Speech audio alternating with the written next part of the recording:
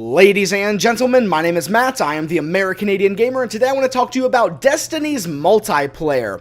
Now, I wanted to kind of do this video the day after the beta came out, but I decided that it would be better if I just let the thoughts and experiences of the game sink in a little bit and kind of get out of that initial like honeymoon phase you have when you play a brand new game and everything is just amazing or bad because the game is brand new, and really let everything sink in so I can think about it more critically, think about it more objectively, and not let the influence of a new game, influence my opinions about it.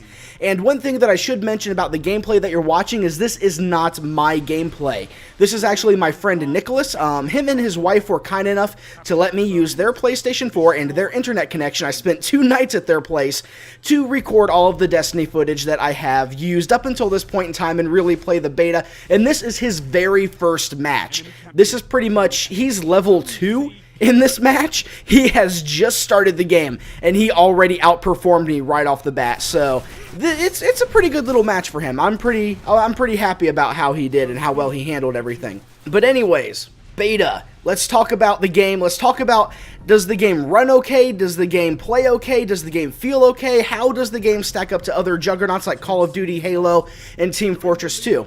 So first thing, the game runs and plays very, very well and very, very smoothly. There were a few instances of lag, but I can kind of chalk that up to the fact that everybody was probably trying to get into the beta. People were streaming to Twitch at the same time, so people probably didn't have the internet connection to do that. So I'm really going to give it the benefit of the doubt right now on the little bit of lag that was happening on occasion, but the game did run very smooth. There were no hiccups in the gameplay. The game never froze. The game never stuttered. There was no kind of texture pop-in. Everything ran smooth. It looked great, and I was really impressed by how well this game had come along. Like, it's definitely not like a real beta that you would expect. It is a stress test beta. It's a server load beta. This is not a technical beta. This is a stress test beta, and you can just see how polished the game is. And Bungie really wanted this game to look really good when it came out in its first outing to the public, and it really does. It looks great, and it really runs very smooth. They did an excellent job with this game. But let's talk about some of the gameplay elements of it. And the first thing I want to talk about is the multiplayer feels different than the single player. That is the biggest thing that sticks out to me about this game. Now in Halo single player and Halo multiplayer, they always kept everything consistent.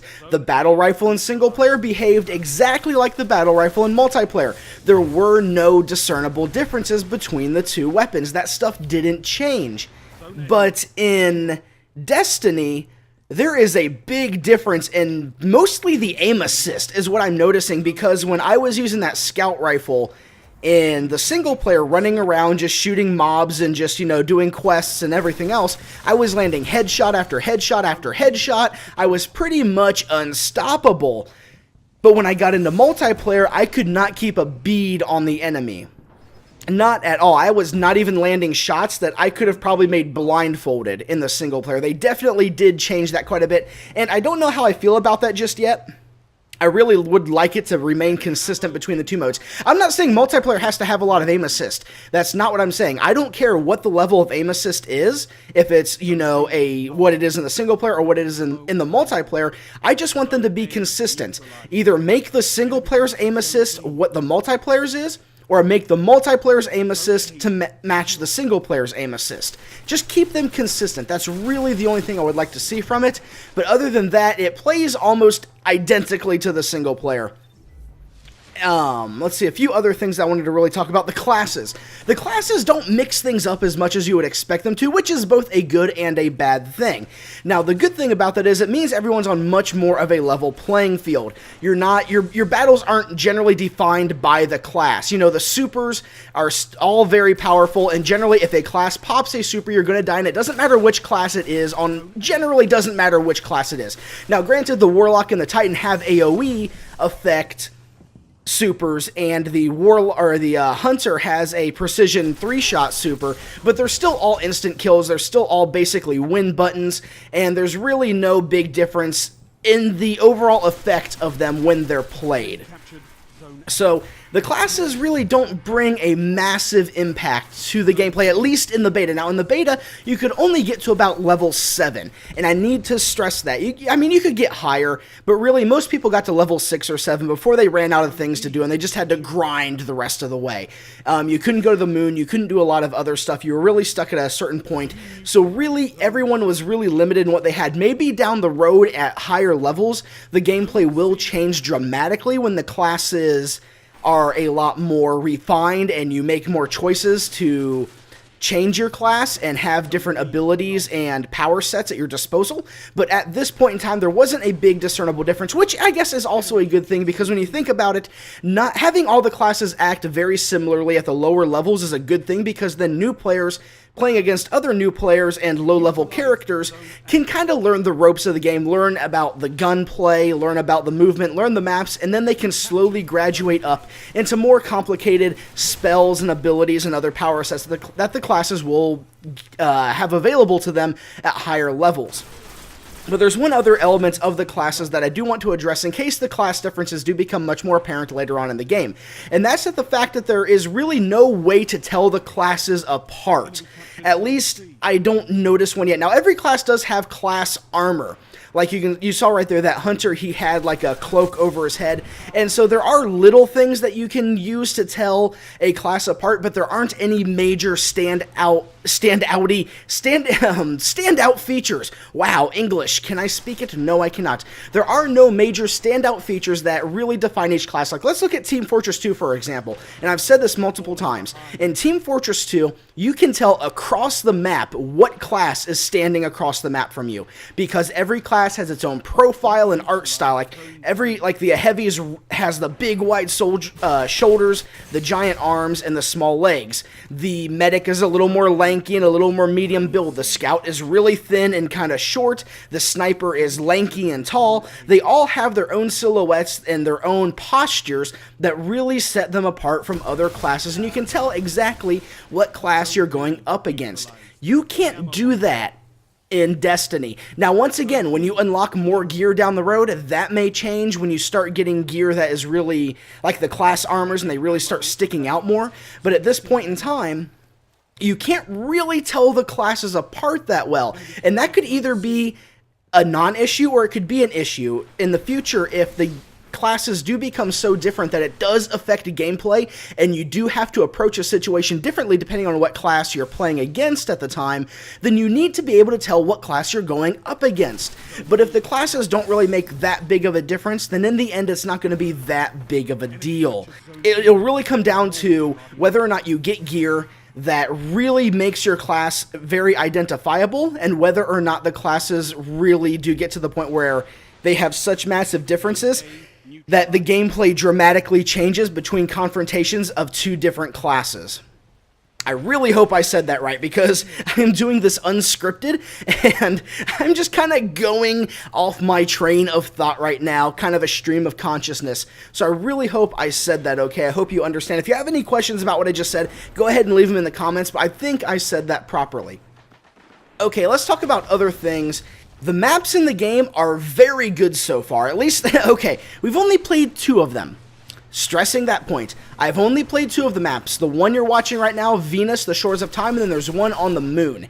Both maps are actually really good maps. Bungie has always been good about map design. That's something they've always been good at, and it really shows here. The map you're watching right now is definitely much more of a foot soldier on foot soldier, multiple pathways, close quarters combat kind of map, and the lunar map is definitely much more mid to long range, wide open vehicle maps, and they're very, very reminiscent of Halo in their size and their flow. For obvious reasons. I mean, it's the same company.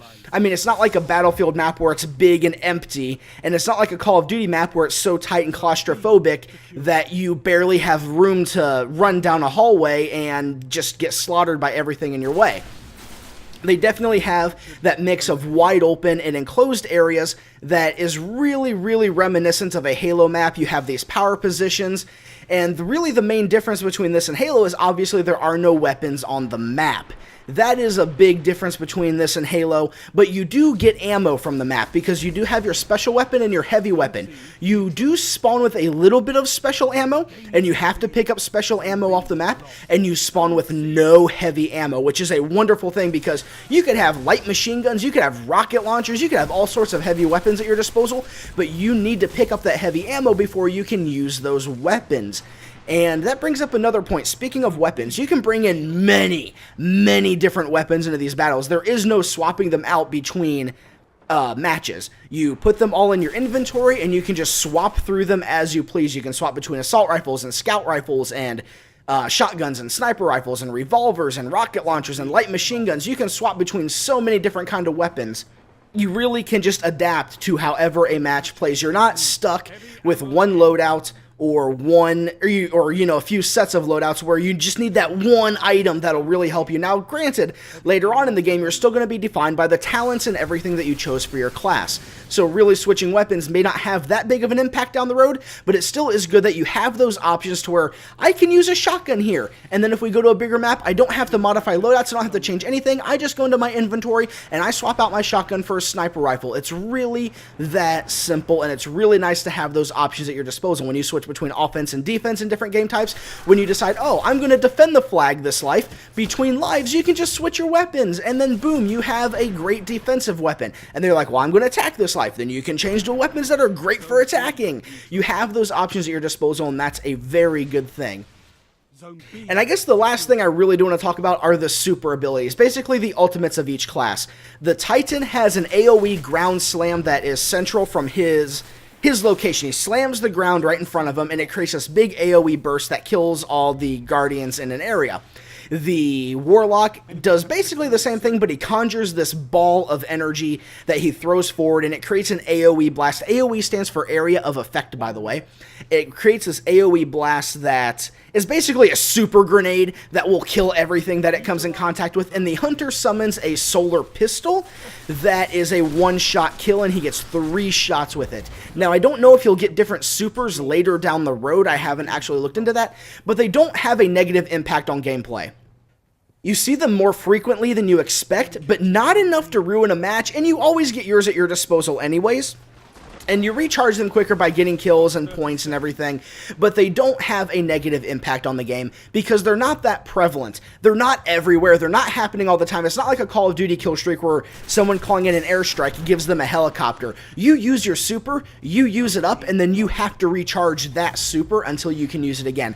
And a lot of your abilities being on cooldown is a very good thing that does add to the game quite a bit, and it keeps everything a little more balanced because it's like, do I use it now or do I waste it now? Because your abilities don't instantly recharge when you respawn. If you use a grenade and then you die, you have to wait for that to recharge before you can use it again. But I'm pretty much out of time on this. Destiny multiplayer beta in a nutshell. It's going to be a great game, but I'm not sure if it's going to be a big groundbreaker. We're going to have to wait until the game actually releases and see how the game plays with high-level classes when you can play with and adjust your builds and put one type of Warlock against another type of Warlock. We'll have to see how much that changes everything. So, as always, ladies and gentlemen, thank you so much for watching. My name is Matt, and I'll see you next time.